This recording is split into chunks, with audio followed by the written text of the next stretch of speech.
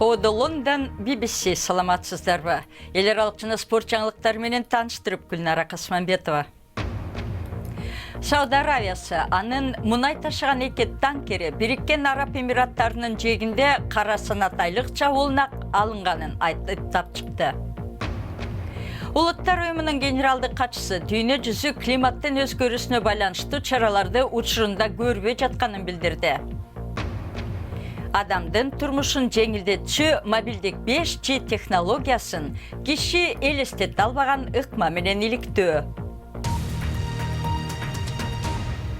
Мунай жана газ ташыган маанилүү маршрут болуп эсептелген Ормуз кысыгында мунай ташыган эки танкери кече чабуулга алынганын Саудиянын өкмөтү айыптап чыкты. Ал чабуулдар атайын Кара Санат айлык менен жасалган деп мүнөздөдү ал. Саудиянын айтымында Иран менен Араб жарым аралынын ортосунда жайгашкан Фуджария портунун жанынан өтүп бараткан танкерлерге олуттуу зыян келтирилген. Жаракат алгандар тууралуу же мунай деңизге куюлганы жөнүндө кабар жок. Буга чейин Біріккен Араб Эмираттарынын өкмөтү 4 коммерциялык кемеге чабуул болгонун маалымдап, бирок Иран медиасынын күчтүү жарылуу жөнүндө кабарын четке каккан. АКШ бул окуя тастыкталбаганын айтып, сак болууга чакырды. Иран бул кабарларды опурталдуу деп мүнөздөп, тергөө жүргүзүүгө үндөдү. Соңку күндөрү АКШ анын же шериктеринин кызыкчылыктарына каршы чабуулдарга күч менен жооп кайтарары тууралуу Иранды эскертип, бул аймакка кошумча аскер кемелерин жөнөткөн. Соңку чабуул тууралуу божомол чыңалып турган учурга туш келди, дейт Бейруттан BBC кабарчысы Мартин Пейшенс. Учурда абал аябай чыңалуу турат. Америка менен Ирандын ортосундагы чыңалган абал 1 жыл мурда АКШ Иран менен өзөктүк келишимден чыккандан кийин башталган. Бир апта мурда Америка аскердик күчтөрүн аймакка жөнөтүп жатканын айткан. Ак үйдүн билдиришинче, ага Ирандын белгисиз коркунучтары себеп болгон. Учурда бизге ал кол салуулардын артында Иран турушу мүмкүн деп Сауд Аравиясы да, Бириккен Араб Эмираттары да айтпады. Бирок менимче баары толугураак маалыматты жана ошол Перс булуңундагы олуттуу окуяга Вашингтон кандай реакция жасаарын күтүп олтурушат. Перс булуңу стратегиялык жактан маанилүү экенин унутпашыбыз керек. Анткени дүйнөдөгү мунайдын дээрлик 3/4 бири ошол суу аркылуу өтөт. Бул глобалдык экономикада олуттуу көйгөй. Араб жарым аралындагы жагдайдын чыңалышы тууралуу жана башка орчундуу кабарларды уюлдук телефон аркылуу интернетибизден окуңуз. Ал үчүн бизде bbc-checkit.com/кыргыз деп издеңиз. Дүйнө жүзү климаттын өзгөрүүсүнө байланыштуу чараларды учурунда көрбөй, аракет кылууга болгон саясий эрк басаңдап баратат. Бул тууралуу буунун генералдык катчысы Антонио Гутерриш Жаңы Зеландияда сүйлөгөн сөзүндө билдирди. Ал аба ырайынын өзгөрүүсүн үстүбүздөгү кылымдын эң зор маселеси катары мүнөздөдү. Жаңы Зеландия Антонио Гутерришти жылуу тосуп алды. Улуттар уюмунун баш катчысы кайрылуусунда дүйнө климаттык кризиске батканын билдирди. Айлана чөйрөдөн тышкары Гутерриш Орозо айында Крайстчерч шаарындагы мечитке барып, мусулман коомунун лидерлери менен жолукту. 2 ай мурун Крайстчерч калаасында 2 мечитке террордук чабуул болуп, жума намазга келген 50 мусулман каза тапкан. 3 күндүк иш сапарында улуттар уюмунун баш катчысы деңиз деңгээлинен төмөн жайгашкан мамлекеттерге дагы барат. Чакан өлкөлөр жакын арада суу алдында калышы ыктымал. Климаттык өзгөрүүнүн кесепетин түздөн түз ушул мамлекеттер сезип жатат. Биз мындай тенденцияны токтотуу үчүн бардык күчүбүздү жумшайлы. Климаттык өзгөрүү көйгөйүн колдон чыгарып жиберүүгө жол бербешибиз керек. Планетаны коргоп, андагы бардык адамды дагы сактап калышыбыз керек. Жетекчи Мозамбиктеги суу ташкын тууралуу сөз кылып, климаттык өзгөрүү бир аймак же континент эмес, бүтүндөй дүйнөгө чоң маселе экенин айтты. Ошондой эле адам баласы бул көйгөй менен натыйжалуу күрөшө албай жатканын белгиледи. Гутерриш Париж шаарында кабыл алынган климаттык өзгөрүү боюнча келишимдин милдеттенмелерин дүйнөдөгү саясатчылар аткарбай жатат деген пикирде. Абал курчуган сайын саясий эрк жоголуп бара жатат. Ушундай парадокс пайда болду.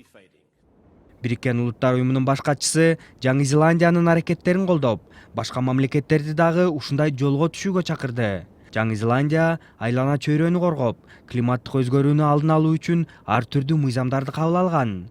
Климаттык өзгөрүүдөн улам жапайы жаныбарлар дагы жабыркап жатат. Мисалы, глобалдык жылуулануудан муз эрип, ага аюулар түлендерге жетпей кырылууда. Ал аңгыча Африкадагы пилдер күнүнө 225 литр суу ичүү үчүн алыскы аймактарга басып барууга аргасыз болуп калды. Мындай жагдай дагы жаныбарга коркунуч жаратат. Айрым мамлекеттер климаттык өзгөрүүнүн оор кесепеттерин толук түшүнбөй жатат. Абал азыркыдай өнүгө берсе дүйнөдө кризис болот. Улуттар уюму сентябрь айында айлана чөйрөнү коргоо боюнча чоң жыйын өткөрөт. Аны климаттык өзгөрүүнү токтотууга багытталган акыркы мүмкүнчүлүктөрдүн бири деп аташууда. Сиз көрүп жаткан BBC эмегөндүн башка кабарларынын тизмеги. Швециянын прокуратурасы Wikileaks'тин негиздөөчүсү Жулиан Ассанжга каршы зордуктоо шейги боюнча алдын ала тергөө ишин кайра жандантат. 7 жыл мурун Эквадордун Лондондогу элчилигинен баш паника алганда, ага каршы кылмыш иши убактылуу токтотулган болчу. Өткөн айда Ассанж кепилдик шартын бузган үчүн элчиликтен чыгарылып камакка алынган. Эми ал Швецияга экстрадицияланышы мүмкүн. Афганстанда чак түштү. Белгилүү тележурналисттин өлтүрүлүп кеткендигине байланыштуу саясатчылар жана аялдардын укугун коргогон активисттер адилеттүүлүк орнотулушун талап кылууда. Афган парламентинде маданий кеңешчи да болуп иштеген журналист Мина Мангалды 6-күнү жумушка баратканда Кабулда аты өлтүрүшкөн. Полиция тергөө жүргүзүүдө. Ливан Борбордук банктын сыртында отставкадагы аскерлер отуруп алып, пенсия жана жөлөк пулдун кыскарышына каршы нааразылык билдирүүдө. Алар талаптар аткарылбаса, банк кызматкерлерин жумушуна өткөрбөсүн айтууда. Ливан өкмөтү кечээ түнкү жыйында нааразылык акциясын талкуулады. Шри-Ланка. Бийликтер мечиттерге жана мусулмандардын ишканаларына каршы чабуулдардан кийин Facebook жана WhatsApp баш болгон бир катар коомдук сайттарды убактылуу бөгөп койду. Facebook'та башталган кайматышуу өөрчүп, Чило шаарында жекшемби күнү чабуулга айланып кеткен. Жихадчылар 250ден ашуун христиандарды өлтүрүп кеткенден кийин дагы бир катар коомдук сайттарга тыюу салынган. Филиппинде орто мөөнөттүк шайлоо өтүп жатат. Ал 3 жылдан бери бийликте турган президент Родриго Дутертенин кадыр баркын аныктайт. Серепчилердин пикиринде ал сенатты өз колуна алышы ыктымал. Андай болсо конституцияга өзгөртүү киргизип, өлүм жазасын калыбына келтирсе болот. Эксперттер 5G, башкача айтканда 5 ченемдүү мобилдик түйүн элдин турмушун биз элестетип көрбөгөндөй жеңилдетет дешиде. Ал түйүн аркылуу байланышкан миллиарддаган аппараттар бири-бири жана киши менен дагы сүйлөшө алат. Түштүк Корея менен Кытайдагы шаарлар бул түйүндүн алгачкы кызматынын кардарлары болгону турат. 5 ченемдүү дүйнө кандай болоруна көз чаптырып көрөлү. Мындан ары уюлдук телефондор 5-муундагы технологиянын жардамы менен иштей баштайт. Ал 5G деп аталат жана бардыгы түп тамыры менен өзгөрүшү мүмкүн. 1G интернети менен уюлдук телефондор аркылуу бири-бирибизге телефон чала алдык. 2G келгенде анын жардамы менен SMS каттарды жөнөтө баштадык. 3G ылдамдыгындагы интернет чыкканда акылдуу телефондор чыга баштады. Анда биз интернеттен түрдүү маалымат издей алдык. 4G ылдамдыкка биз 2009 жылдан бери өтүп, үстүдө аталган нерселердин баарын тез аткара баштадык. 5G ылдамдыктагы интернет келгенде жер планетасынан Марска баргандай эле сезилип калат болуш керек. 5G ылдамдыктагы интернетти орнотуу үчүн абдан көп антенналар керек болот. Себеби ал антенналарга миллиарддаган жаңы жабдыктар кошулушу керек болот. Ошол жабдыктар бири-бири менен байланыш түзүү иштейт. Бул өтө комплекс жана оор жараянды түшүнүү оңой эмес. 5G ылдамдыктагы интернеттин жардамы менен сиз акылдуу үйүңүздө электр кубатын үнөмдөй аласыз. Муздаткыч ичинде кайсы азык-түлүк түгөнгөнүн көрүп, ошону интернет аркылуу кайра заказ кылып койсо болот. Андан соң ал товарлар айдоочусу жок унаа менен жеткирилет. Идиш жана кер жууган машиналар кайсы маалда иштешти өзү билип калат. Азыр биз үй тиричилигинде колдонулган жабдыктарды өзүбүз башкарабыз. Келечекте мунун бардыгын жабдыктар өзү кылып калат. 5G ылдамдыкта иштеген интернеттин жардамы менен ушул жабдыктар жакшыраак байланышта иштеп калат. Бирок биз ошол жабдыктар үзгүлтүксүз иштеп турушун каалайбыз. Ошондуктан антенналар көп болушу керек болот. Blue Wireless уюму бул жерде сыноодон өткөрүп жаткан технология ийгиликтүү колдонууга берилсе, поезддерде 5G интернет коюлуп, жүргүнчүлөр жакшы жана тез иштеген интернетти колдоно алат.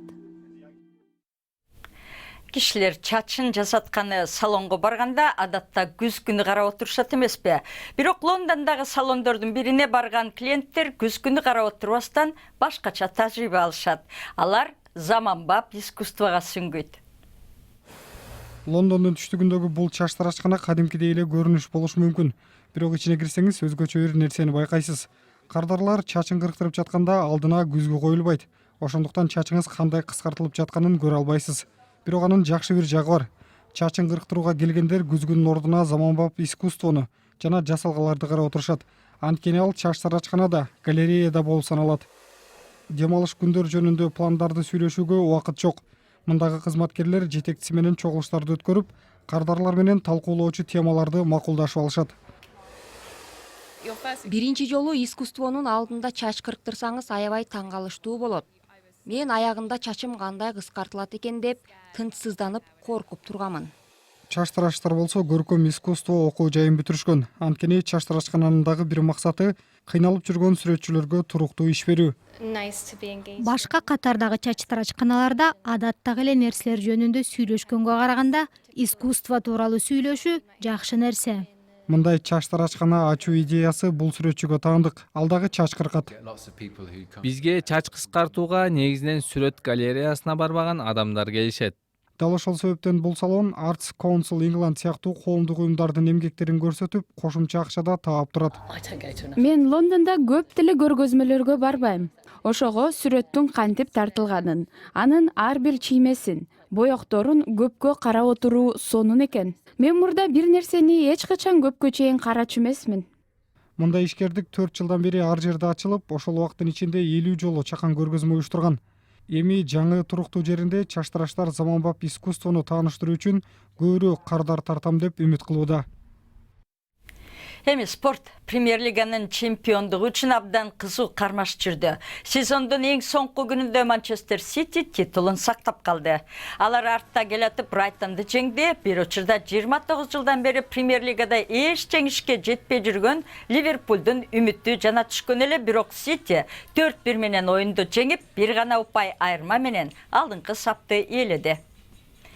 Премьер Лиганын сезону бүтөөр замат Брайтон клубу менеджери Крис Хьютонду кызматтан кетирди. Буга үстүбүздөгү сезондо клубтун 17-чи орунга түшүп кеткени себеп болду. Брайтон кече түнү 4-1 эсебинде чемпион Манчестер Ситиден утулуп калды. Алар соңку 23 лига оюндарында болгону 3 жолу жеңди. Крис Хьютон клубтун аброюна шек келтирди, деди төрага Тони Блум. Теннис. Биринчи дүйнөлүк ракетка Новак Джокович демалыштагы Мадриддеги ачык турнирде Стефанос Циципасты жеңип алды. Чоң шлемдин 15 жолку чемпиону Джокович 20 жаштагы грециялык теннисчини 6-3, 6-4 эсебинде 2 саатка жетпей утуп алды. Ошентип ал Мастерс 1000 титулун 33 жолу жеңип, рекорд коюп, бардык тизмелерде алдыңкы сапта турган Рафаэль Надалга теңелип чыкты. Арсеналдын мурдагы чабуулчусу Фейенорд командасынын капитаны Робин ван Перси жекшембе күнү спорттун кетерин жар салды. Ал акыркы жолу капитандык кылган оюнда командасы Адо Den Haag командасына 2-0 менен утулду.